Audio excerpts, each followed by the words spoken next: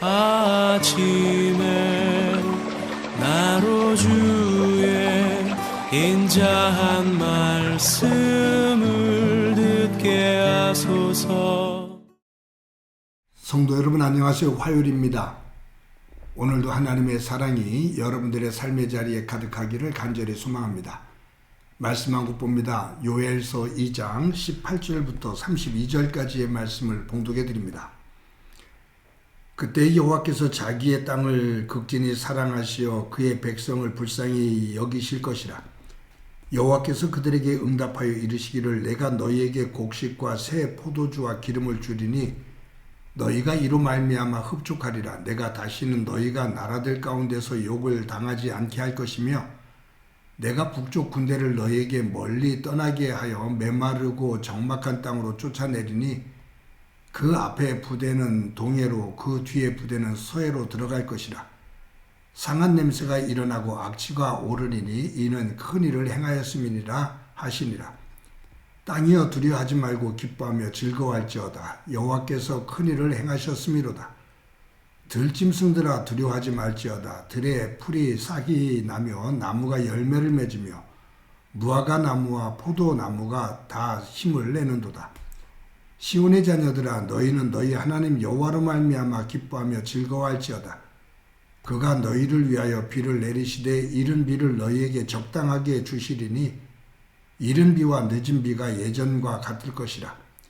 마당에는 밀이 가득하고 독에는 새 포도주와 기름이 넘치리로다. 내가 전에 너희에게 보낸 큰 군대 곧 메뚜기와 느치와 황충과 파충이가 먹은 횟수대로 너희에게 갚아주리니 너희는 먹되 풍족히 먹고 너희에게 놀라운 일을 행하신 너희 하나님 여호와의 이름을 찬송할 것이라.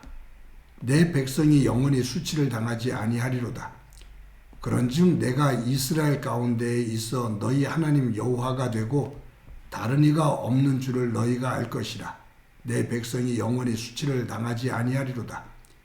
그 후에 내가 내 영을 만민에게 부어주리니 너희 자녀들이 장래일을 말할 것이며 너희 늙은이는 꿈을 꾸며 너희 젊은이는 이상을 볼 것이며 그때 내가 또 내 영을 남종과 여종에게 부어줄 것이며 내가 이적을 하늘과 땅에 베풀리니 곧 피와 불과 연기 기둥이라.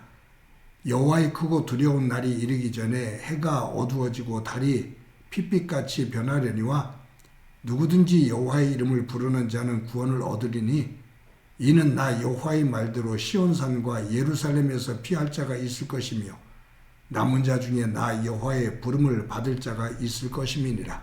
아멘.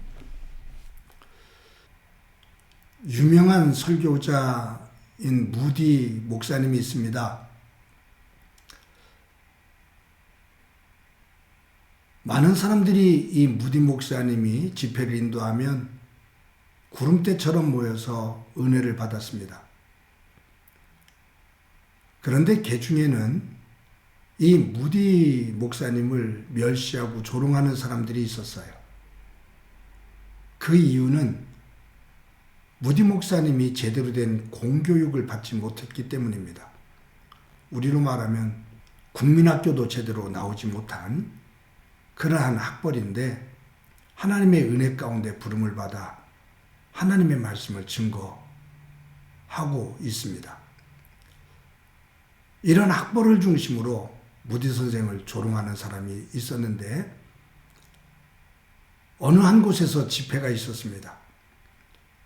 무디 목사님이 설교를 하기 위해서 강대상에 올라가요. 그런데 거기에 쪽지 하나가 있었습니다.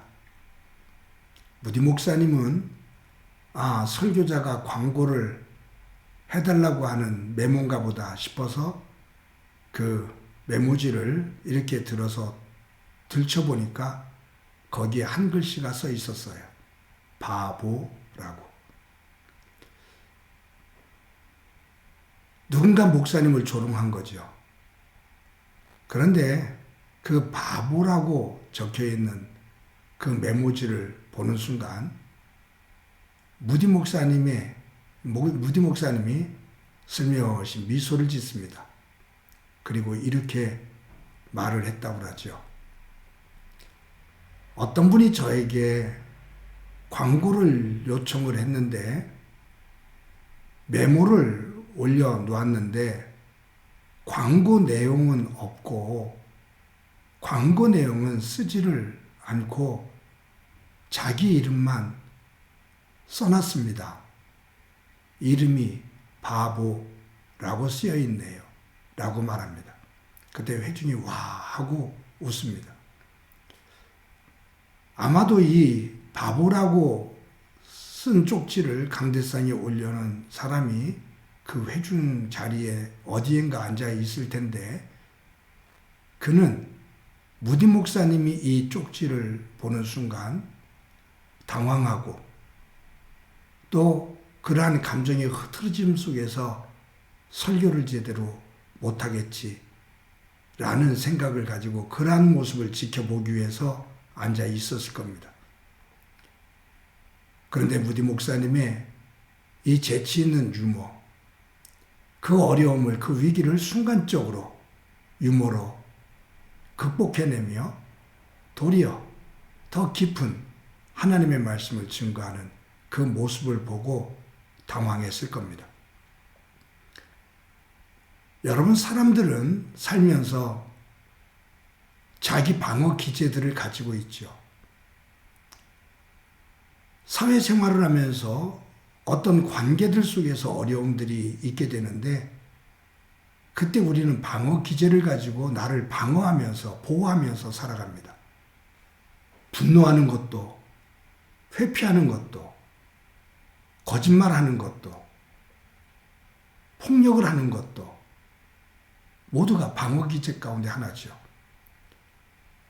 그런데 이 부정적인 방어 기제가 있는가 하면 긍정적인 방어 기제가 있는데 힘들고 어려운 일이 닥쳐왔을 때 긍정적인 방어 기제 가운데 최고의 방어 기제가 유머입니다. 그것을 웃음으로, 그냥 비웃음이 아니라 그것을 웃음으로 넘기면서 승화시켜 나가는 거예요. 그래서 방어 기제 가운데 최고의 방어 기제는 유머입니다.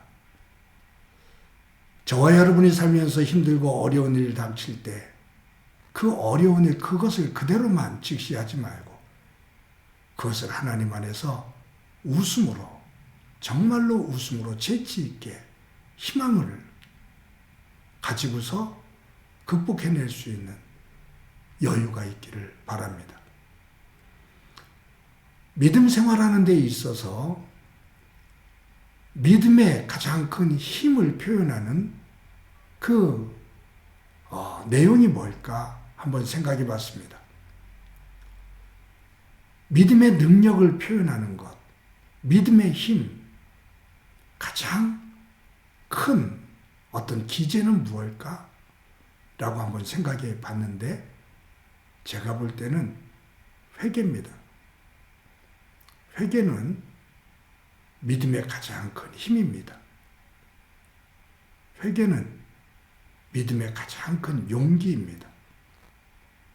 저도 여러분도 하나님 앞에 죄를 지으면 진심으로 회개하기보다 합리화를 시키고 회피하고 거짓으로 말하고 그렇게 그 죄를 자꾸 위장하고 덮어버리고 싶을 때가 많거든요. 근데 믿음의 진정한 용기는 그 죄를 인정하는 겁니다. 진심으로 인정하는 겁니다. 그럴 때 하나님은 용서하시며 회개한 이에게 더 큰 은혜를 주시죠. 왜냐하면 죄를 죄로 알고 고백하는 믿음이 가장 맑은 믿음이기 때문입니다. 여러분, 요엘 선지자가 이스라엘 백성들에게 회개할 것을 촉구합니다. 그러면서 이 진정으로 회개하는 이에게 하나님께서 주실 그 복에 대해서 말씀하고 계신데 23절에 이렇게 기록되어 있습니다. 시온의 자녀들아, 너희는 너희 하나님 여호와로 말미암아 기뻐하며 즐거워할지어다.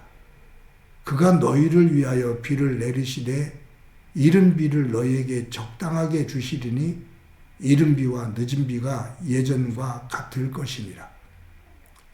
하나님께서 이스라엘 백성들에게 이 메뚜기 떼로 인해서 황폐하게 된 이 땅에 너희들이 회개를 하면 이른 비와 늦은 비를 적당히 주어서 하나님께서 예전처럼 풍요로운 평화로운 삶을 허락해 주신다 라고 말씀을 하십니다. 그러면서 영적으로는 28절에 보면 이렇게 기록되어 있습니다.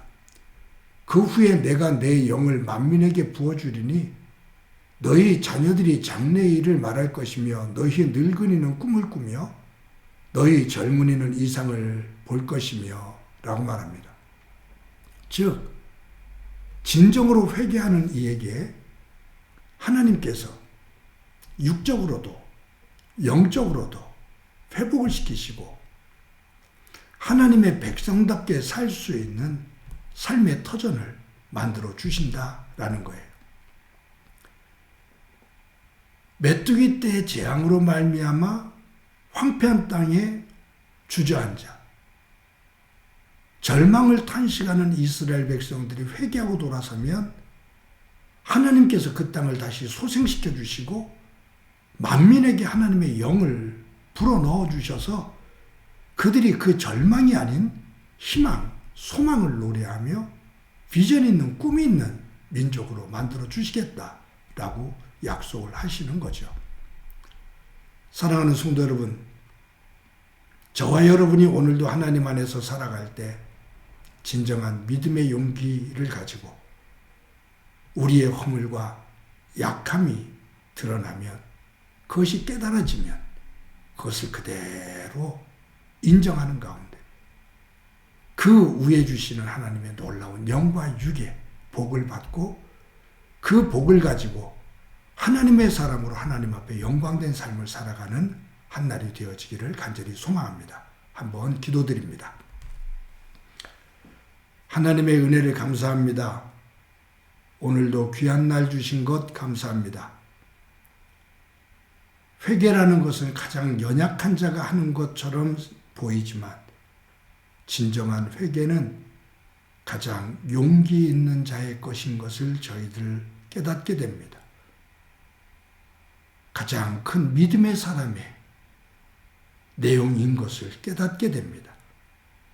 우리들이 오늘도 하루를 살아가면서 우리의 허물과 부끄러움이 깨달아질 때 그것을 진심으로 고백하고 용서를 구하며 그 후에 주시는 하나님의 은혜를 덧입는 삶 되도록 도와 주옵소서.